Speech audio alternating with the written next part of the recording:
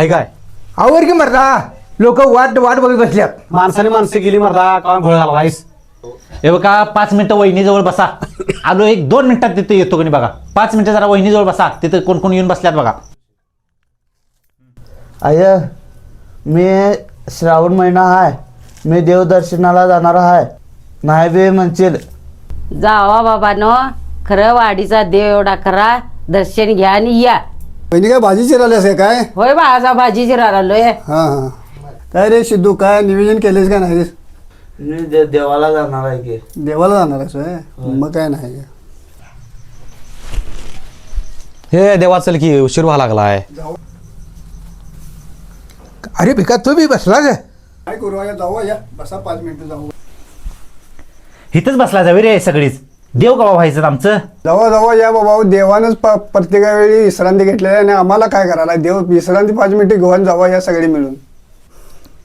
आता काय विश्रांती, देवाय दारातच 5 मिनिटं बसला असता की. हा देवाच्या दारात बसलाव काय आणि घरात बसलाव काय? 5 मिनिटं विश्रांती घेऊया, जरा 5 मिनिटं हे करून जाऊया की देवाला सगळेजण मिळून. हे वहिनीचं घर बी मंदिरच आहे, देवासारखं देव घर आहे. 5 मिनिटं बसवा आणि जाऊया की सगळी मिळून. वाडीचं महात्म वाढतच चाललंय. ह्या श्रावण महिन्यात लय गर्दी झाली आता. आता नागपंचमी आली आहे. खरं मला एक प्रश्न पडलाय, काय माहिती आहे? प्रत्येक देवाच्या डोक्यावर 5 फडीचा नाग का असतोय? अगा होय गा, बाळूमामा, हलसिद्धनाथ, विठ्ठल बिरदेव, प्रत्येक या देवांच्या डोक्यावर 5 फडीचा नाग ह्यो आहेच. आणि त्याचं महत्त्व जे काय आहे तेच आम्हाला माहीत नाही बघ. हे जे शास्त्र काय आहे तुला माहिती आहे का कुमार? 1 नंबर प्रश्न काढलास पांडुआमा. 5 फडीचा नाग प्रत्येक देवाच्या डोक्यावर बघायला मिळतोय. मग हे नाग म्हणजे काय आहे? 5 फडीचा नाग म्हणजे त्या देवाची कुंडलिनी शक्ती जागृत होणे.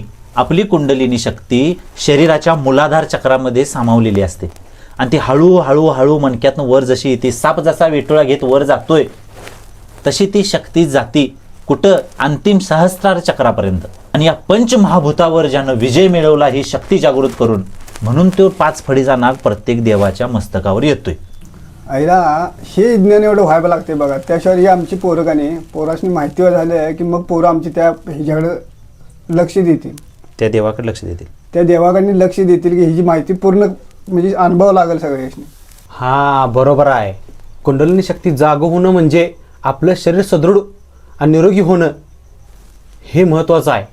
निरोगी आणि सदृढ शक्ती असल्यावरच ही कुंडलिनी शक्ती जागृत होती. या बरोबर आहे, बरोबर आहे. आत्ता मला कळलं, देवाजवळ पाया पडून एवढंच मागून घ्यायचं, आरोग्य चांगलं ठेव. आपल्याला बी देवही काय कळलं म्हणजे आपली बी कुंडलिनी शक्ती जागृत होईल. हा म्हणून श्रावण महिना लय महत्त्वाचा आहे.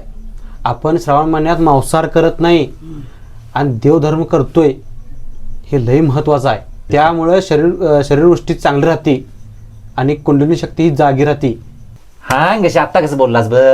आणि ह्याच्याने पुढलं तुम्हाला सांगतो, डॉक्टर लोकांच्या गाड्या बघा, डॉक्टर लोकांची सर्टिफिकेट बघा, डॉक्टर लोकांच्या पावत्या बघा. त्या पावतीवर डॉक्टरांचं चिन्ह आहे. एका काठीला दोन्ही बाजून सापानं वेटोळ टाकल्यात, तिथं बी साप आहे.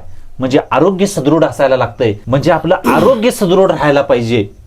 कारण डॉक्टरांचं चिन्ह आहे ती ग्रीक देवतेचं चिन्ह आहे. ग्रीक संस्कृती सुद्धा तेच सांगायला लागली आणि आपली भारतीय संस्कृती सुद्धा तेच सांगायला लागली आणि विज्ञान सुद्धा हेच सांगायला लागले. म्हणजे धर्म वेगळा नाही आणि विज्ञान वेगळं नाही, ही दोन्ही एकमेकाच्या हातात हात घालून चालायला लागल्यात. हे विज्ञान मला काय कळत नाही.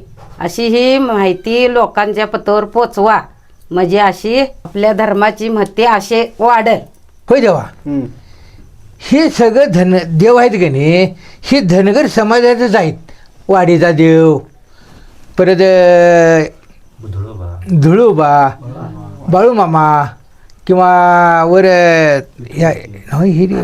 वाशीचा देव, आरेवाडीचा देव, हे धनगरच का? तुझं देवाचे बरोबर आहे.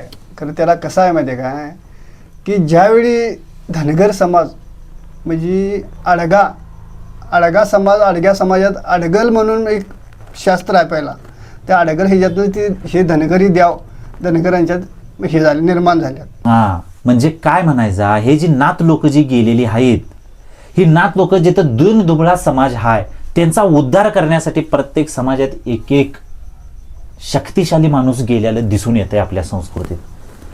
आपलं आदिवासी बांधव असू द्यात, आपलं पाड्यावर राहणारी लोक असू द्यात, त्या सगळ्यांच्या मध्ये कुठं म्हसोबा आहे, कुठं कोण देव आहे, अशी जी देव डोंगरात जाऊन बसलेले आहेत ते आडग्या माणसांचे देव आहेत, अडाणी माणसांचे देव आहेत. का तर त्यांना 4 गोष्टी समजू द्या, 4 गोष्टीचं ज्ञान येऊ द्यात आणि त्यांचा उद्धार होऊ दे, आरोग्याचा उद्धार होऊ दे म्हणून. आत्ताही इसकडून देव मला कळला बघ. आत्ता देवावर माता ठेवायला काय हरकत नाही. चला आता वाढला आळशीच्या पाहिजे नावानं चांग भलं.